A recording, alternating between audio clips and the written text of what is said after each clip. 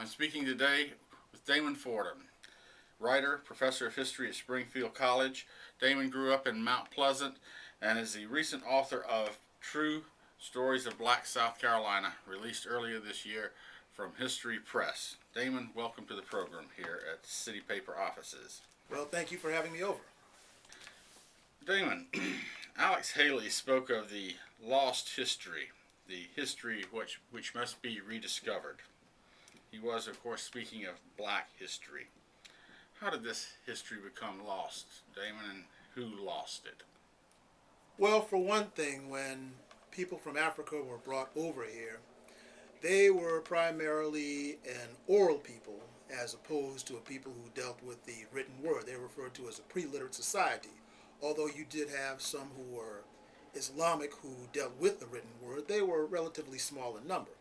So being that this was an oral culture and the fact that literacy was forbidden to people who were slaves at the time, a lot of things did become lost because the only way they would be preserved is if you handed them down by telling them to the children, and if the children didn't want to listen and the older person died before they thought it was important, it would be lost.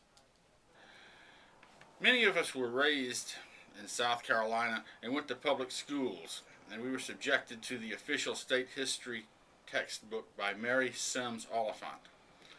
You were one of those poor souls, Damon. Tell us about Mary Sims Oliphant and her impact on your education.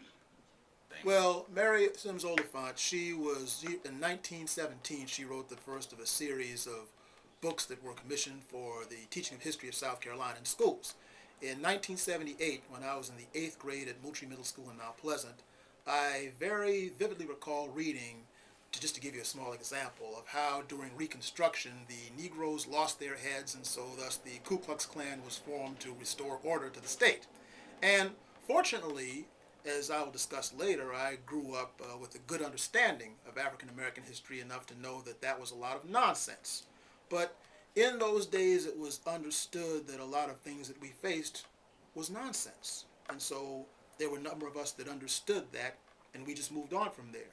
But later on, I was appointed a part of this commission to study the way black history was taught in the schools of South Carolina. And fortunately, the Mary Oliphant Sims books are no longer used.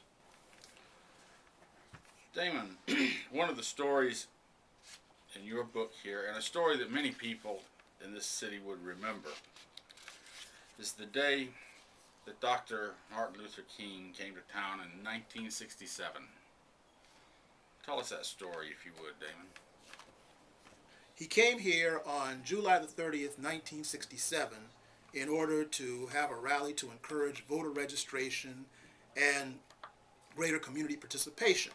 And today, Martin Luther King is shown as this harmless, sweet fellow who only wanted blacks and whites to come together, and it's often forgotten how he was such a threat to the power structure at that time. So much so that even a number of black leaders in the city would not be on stage with him at the then Charleston County Hall, and the city was under a lot of police curfews at the time. Many people were afraid he would have been assassinated in Charleston. So he came here, and as he began to speak, I spoke with Mr. Herbert Fielding, who was a mortician and also a local politician, and who was on stage with him and a young James Clyburn. And he told me that as Dr. King spoke, there was a gentleman up in the balcony who dropped a light bulb from the balcony that went down into the audience, and everybody heard a pow! And there's a famous photo that's in the book of all these dignitaries on stage looking around, wondering what's happening, and Dr. King did not flinch. He's standing there looking directly into the audience.